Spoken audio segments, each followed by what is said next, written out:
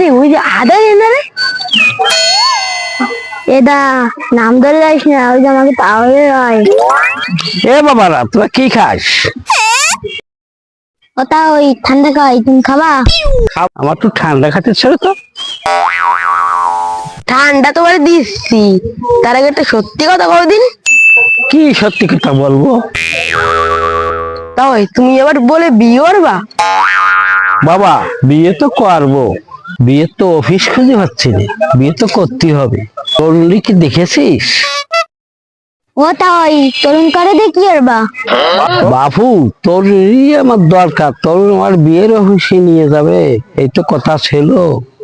ওই তুমি আগে ঠান্ডা খাও, তারপরে তরুণ কারে খুঁজে নিস পানি।